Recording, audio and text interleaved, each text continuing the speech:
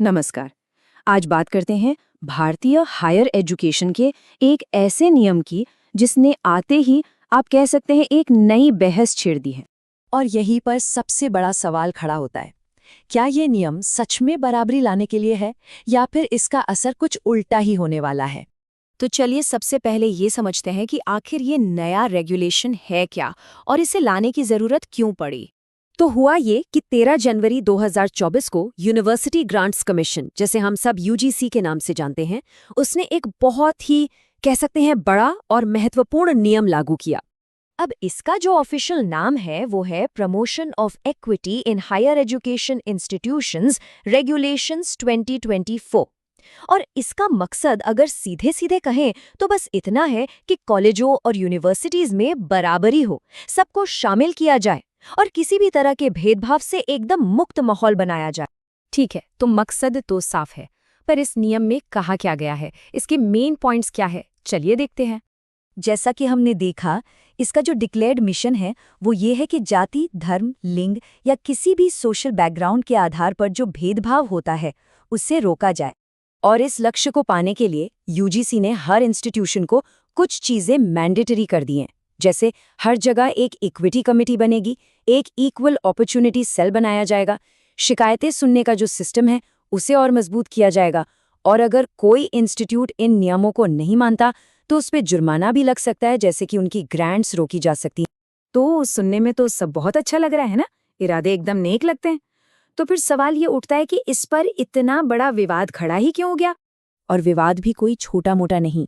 ये नियम आया और इसके आते ही इसका विरोध शुरू हो गया, बल्कि कुछ लोगों ने तो इसे एंटी सवर्ण यानी कि सवर्ण विरोधी तक कहना शुरू कर दिया। तो जो लोग इसकी आलोचना कर रहे हैं वो मूलतः 4 बातों पर फोकस कर रहे हैं। चलिए एक एक करके इन चारों क्रिटिसिज्म्स को समझते हैं। सबसे पहला पॉइंट है कि भेदभाव और उत्पीड़न जैसे जो शब्द हैं उनकी डेफिनेशन बहुत ही वेग है, मतलब साफ नहीं है। आलोचकों को डर है कि इसका गलत इस्तेमाल हो सकता है। मान लीजिए कोई टीचर किसी स्टूडेंट को कम नंबर देता है या क्लास में डिसिप्लिन बनाए रखने की कोशिश करता है, तो क्या उसे भी भेदभाव मानकर चैलेंज किया जा सकता है। दूसरा डर है इसके मिसयूज का, मतलब शिकायत करना इतना आसान बना दिया गया है कि हो सकता है लोग झूठे आरोप लगाना शुरू कर दें या फिर बदला लेने के लिए इसका इस्तेमाल करें, और ऐसे में किसी भी बेकसूर टीचर या स्टूडेंट की रेप्यूटेशन को बहुत नुकसान पहुंच सकता है। तीसरा आरोप, और ये काफी बड़ा आरोप है, वो है बायस का, यानी पक्षपात का।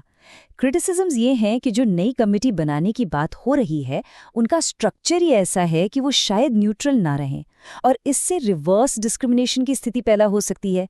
मतलब एक ग्रुप को बचाने के चक्कर में कहीं दूसरे ग्रुप के साथ नाइंसाफी ना हो जाए। और चौथा और आखिरी पॉइंट, ये सवाल उठाया जा रहा है कि भाई SC/ST एक्ट जैसे कड़े कानून तो पहले से ही मौजूद है, तो फिर इस नए रेगुलेशन की जो काफी हद तक वैसा ही है, इसकी आखिर जरूरत ही क्या थी। तो इन चारों पॉइंट्स को देखकर हम इस पूरे विवाद की जड़ तक पहुंचते हैं। तो देखिए, ये एक ही सिक्के के 2 पहलू जैसे हैं।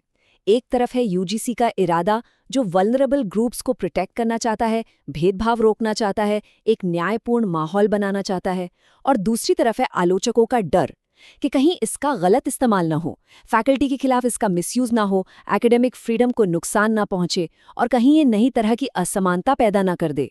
तो मतलब नियम एक है, लेकिन न्याय को लेकर इसकी इंटरप्रिटेशन 2 बिल्कुल अलग-अलग दिशाओं में जा रही है। और यही बात हमें एक बहुत बड़े सवाल पर लाकर खड़ा कर देती है कि हम बराबरी लाने की कोशिश और एकेडमिक इंटेग्रिटी को बनाए रखने की जरूरत के बीच एक सही बैलेंस कैसे बना सकते हैं।